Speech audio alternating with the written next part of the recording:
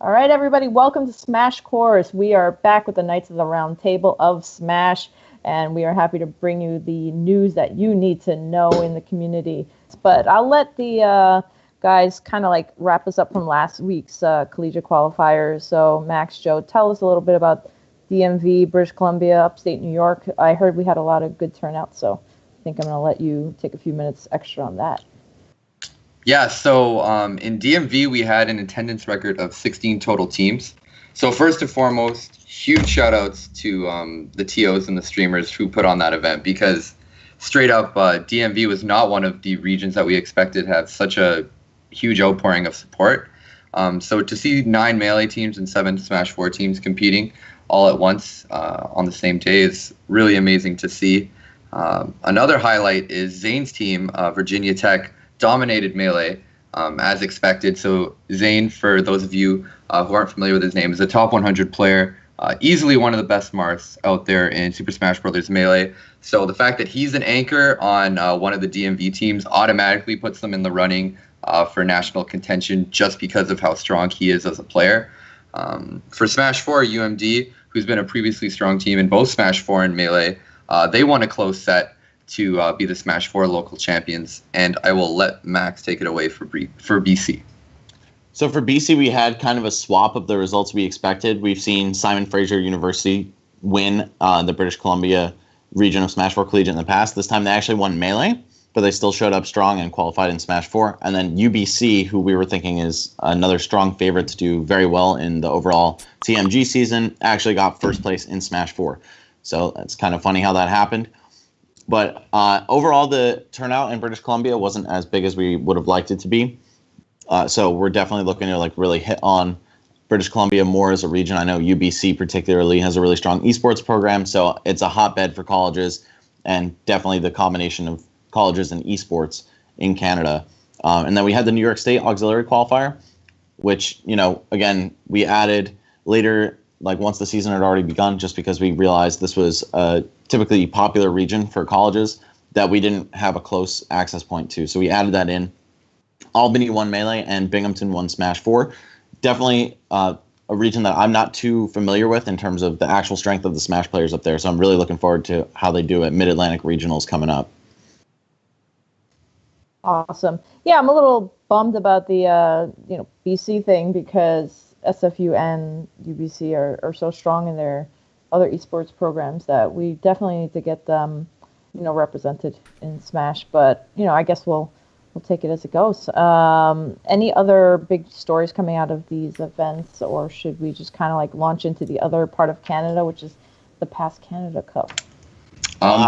Before we switch to Canada Cup, I just wanted to give a quick shout out to Brendan and Lauren. Brendan was our our tournament director for DMV, and Lauren was not only a competitor, but she was also the stream director, and she was putting in work in the crew battles with her Link too. So definitely hats tipped off to both of them for an amazing job. The people that are running these events in person are really the core of what makes them succeed. So Lauren and Brendan really honestly put on such an amazing event that I just wanted to give them additional props and really recognize just how fantastic they did this weekend. Yeah, I was literally going to say exactly that. Props to both of them. And also, having Zane with such a strong showing is kind of echoing DeBuzz from last weekend, right, at Stony Brook, where we see a real powerhouse player that's nationally recognized. Not that Zane is top 5 in the world like DeBuzz is, but he's still extremely good, and he's capable of taking out top-level threats. So it's looking like the Mid-Atlantic region or the Eastern Division is going to be really strong moving into nationals in both games. That's awesome. And yeah, definitely props to TOs, streamers, everyone who's involved in these events. You're all amazing, and CSL is happy to have you in general getting into our fold, because we need your talent and you guys need that recognition. But yeah, Canada Cup, take it away. So I would actually love to hear HBox's thought on Canada Cup as one of the big 5 who is just spectating and seeing how things played out at another event while he was competing. Honestly, what did you think of, Mewtwo King's performance, how Armada did, Leffen being thrown in the mix, and how that made for the top 8 that you watched? Well, there was a lot of firsts at this event. I don't remember the last time Mewtwo King won an event over Armada in maybe almost ever. He won an event with 2 gods present, which I think it hadn't happened since Shine 2016. It's just an excellent showing for him, and it's just a reminder, basically, that even though like the rankings for Melee are usually pretty solidified, like there's always room for shakeups, and I think that with so many events in a row leading up into this, summit, I think a lot of people are really trying to hold on to their fundamentals, and Armada seems to have been losing to top players a lot more often than he has in the past. I'm not sure if that's because of him maybe stumbling a little bit on his playstyle and consistency, or the other players stepping it up. Namely, like our record has completely been flipped to like what it's used to been. But Mewtwo King, he goes to all the events. He's had times where he gets like 7th place, like at German Denver. He's had times where he just destroys top players for no reason. He's had times where he just destroys me or even Armada. He 3-0s us. He's about as wild card as an element as Mango at this point, I would say. And so, does Mewtwo King have the highest peak of any Smash player? I wouldn't say that, but I will say that he is one of the most aggressively volatile in terms of that. And I really think it depends on his mood. Whereas, like, Mango is the same way, but I think he juices out. Mewtwo King really juices up as the event proceeds, as he runs through losers is when he gets more powerful. But I think Mango with his hyper aggro playstyle seems to slow down a little bit. But then we had Leffen, and Leffen 3-0'd Armada here, another example of a result being reversed. Played Mewtwo King in Grands and beat him 3-1. So it seemed that Leffen was finally catching his footing.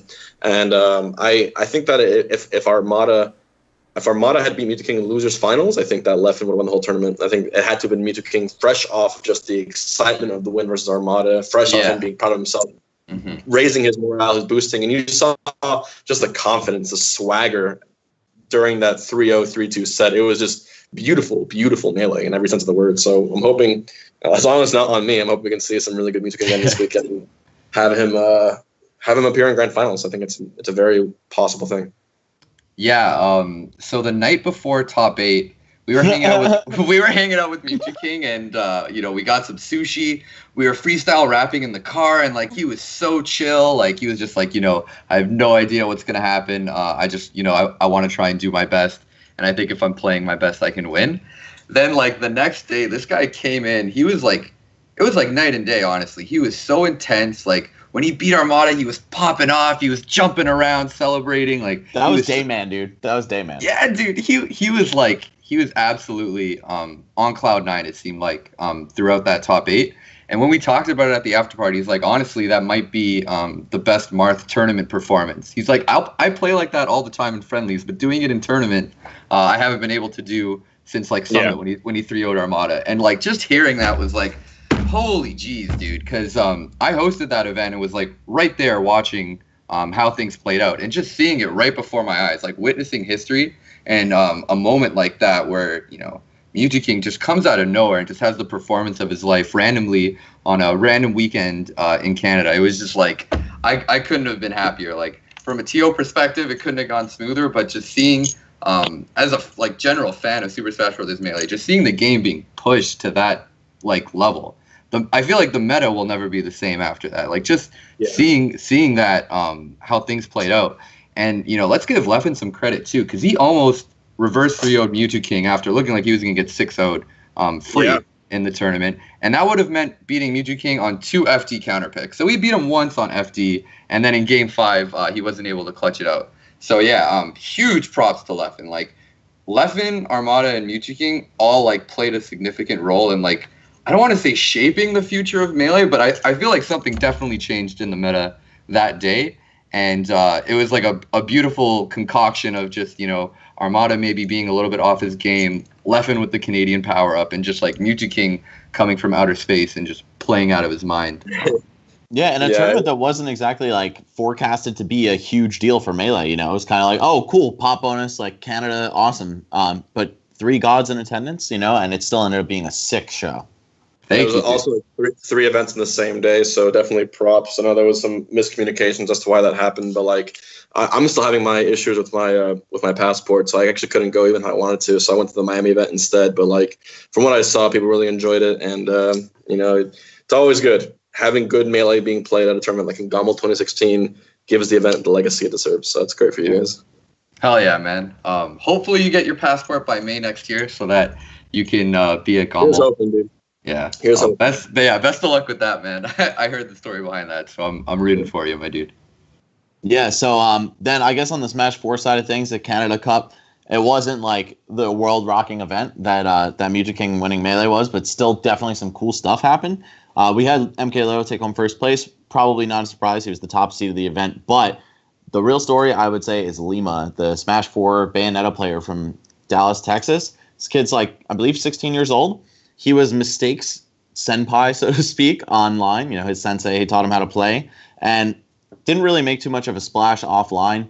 He got 9th at EVO, which was pretty huge, but he never like showed up after that. And this man went on the loser's run of a lifetime after completely disrespecting and sandbagging his opponent in the top 32 qualifier. So he lost there and made top 32 on loser's side and got all the way to second place, taking out Ally, Larry, Zanotto all along the way and putting up a pretty decent fight against Leo. So yeah, Lima definitely putting himself on the map. Mistake placed 9th with Bayonetta, and you know that's supposed to be the student, but the teacher got second. So it looks like he hasn't quite surpassed him yet, even though Mistake had a really strong start to the season. Speaking of losers runs, at 2 at the handle in Miami, Crush ended up getting second place, and he ended up having the best, I think, tourney run of his life, I would say, because he beat like Plup. As soon as we pull the bracket, let me know. But he beat Plup, he beat Hugs, he beat Drug Fox. I think he beat Swedish. I think he just beat a bunch ridiculous. Of like top 30 players in a row with like no problem. And just so props to Crush because he is showing a lot of like potential and breaking through to like a top 10 or top 20 or even top 15 category right now, which is really exciting. I love seeing the people, the come up, the people who want to shake up the rankings and who were previously not talked about. Yeah. I mean, like, last question on the topic, but like you are one of those people who's about to shake up the rankings. Like, what do you think about you placing first at 2 out to handle and then Armada not winning Canada Cup, like even without you in attendance? What do you think that means? And like going into Summit, of course, which is where you're at right now, isn't that kind of the elephant in the room? Like, who's going to place higher, HBox or Armada? I mean, I think me, Armada, Armada and I have been in grand finals for the past 3 summits. Summit 2, Summit 3, Summit 4. So I think, it just always happens. And I think some HBox Armada grand finals here would be the hypest one yet because of what's on the line. Exactly. But something tells me, and I could be just completely wrong, I don't know if Armada is going to be in grand finals this time. Ooh. Wow. Ooh. Interesting. I honestly, dude, I kind of see Armada just like hitting a trough in his performance. It's natural, it's like you have here's flow, the thing, right? I don't know. Sure, I've been having a good season. I have no idea what's going to happen. I could get 1st or 9th. I don't know what's going to happen, but I'm more certain of Armada not being in. I don't know. It's just something different in the way he's playing, and unless he changed it very quickly, I could be very wrong. But I don't know. I think this weekend's going to answer a lot of questions, and I'm really excited to see the discussions afterwards. Dude, I don't think I brought it up on this podcast particularly, but I know Joe and I have talked about it at least once. This is courtesy of my man DM Brandon, who put me onto this analogy. Right, there was a time in Manny Pacquiao's fighting career where like. He was just completely fearless, aggressive, like had no regard for what his opponent was throwing at him, right? And then one time he gets clocked by his opponent in like a pretty devastating fashion, right? And from that moment forward, you could kind of see him pull his punches a little bit and be more cautious, and it threw off his whole game. Like his style was never the same. I don't know. That's all I'll say. Yeah. I don't know anything about boxing, but I know that this story was told to me, and it makes total sense. Like, is Armada in that post getting clocked in the face stage right now where like something has thrown him off kilter in a long-term way, and he's like always kind of watching his back more now that there's a target on it? Who knows?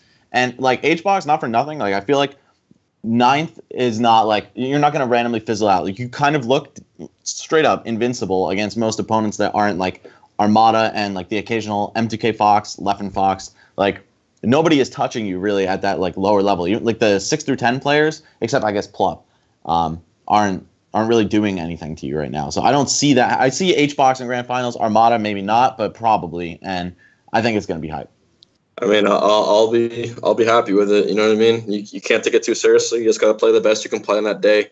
and accept any outcome. And that's the way I see it now. But thank you.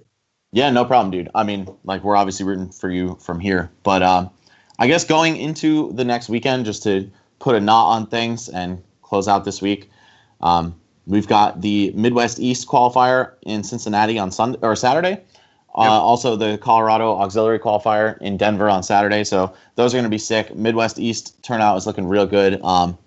And then we have Four Corners on Sunday in Tempe, Arizona. So, guys, these are some pretty key regions. Colorado we added on because they were very far from Arizona, which is where they otherwise would have been expected to go. So that's it's a big weekend for the Southwest region. And then also, of course, Midwest, as we mentioned.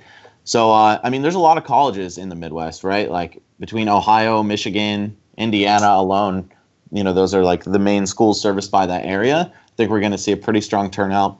I'm not sure of like the power hitters yet. They're still, their signups are pending, but we'll definitely see what happens come Saturday and Sunday. That's great. And I feel like there's, you've mentioned, Joe, that there's kind of like this meta shift you noticed last week. I wonder how that's going to follow through into into our qualifiers and into the end of the year, because actually I'm excited to hear that every week something big is even happening, because sometimes you get kind of like a lull towards the end of the year that people are kind of like chill, starting to wind down through a year of like traveling and just like kind of like tournament exhaustion, but it doesn't seem to be the case here. And that's really the best part of what I'm taking away from today, that the scene is super, super stoked for everything that's going on, whether it's like competing events or just local stuff. It doesn't matter. There's just so much love going around. And I think that kind of wraps it up for us this week, unless we want to add any extra takeaways. And yeah, I got one more thing. I knew it. I think more thing. It's worth mentioning that as we talked about on our group call earlier, Teresa and Joe, that we have so far 143 teams signed up for this current season of CSL Smash. So that's 77 for Melee and 66 for Smash 4 and counting. Like, we're 4.5 weeks into a 9-week season. So yeah, we're pretty much halfway there. Like, we're literally halfway there, and seeing those numbers is amazing. Like, coming off of the success at DMV, just going over some of the stats that we're soon going to be releasing to the public, like in terms of character usage, number of matches played. It's really, really mind blowing. Just how much has happened in such a quick period of time. So I'm excited to start digging into those stats and fleshing things out, so that absolutely we can start posting who the most popular character has been, who's the least popular, because Matt was doing some stats like that in prior TMG seasons, and it revealed some kooky things like Falco and Marth being some of the most played characters instead of Fox, because perhaps the technical barrier between Fox and a lower level player makes them gravitate towards more Sheik, Marth playstyle. So the meta is definitely evolving, and I'm happy to have a role in providing people with that data, because I think there's a lot of really cool stuff cooking. And even HBox, your high school thing, I'm excited to hear more about that circuit as it evolves too. So lots of cool stuff on the horizon for sure. We'll want to get Liquid involved with that and get that idea brewing, get some things moving, because Melee is alive currently, but there's no reason we can't make it even more alive. Make it reach into more nooks and crannies and corners that you would never expect to find it in. So we'll make it go there, and Smash 4 too. We'll make Smash 4 go to the length that it deserves, because it's the best game ever made, best series ever made, and everyone deserves to play it and enjoy it. That's right. Hell yeah, dude. I think we're all ready for it. I think the community is totally ready for it. So, guys, let's meet again next week. Let's have the round table reconvene and hear about all the hype. Thanks for tuning in again. Spread the word. We'll see you next week on Smash Course. Peace, guys. Later. Bye.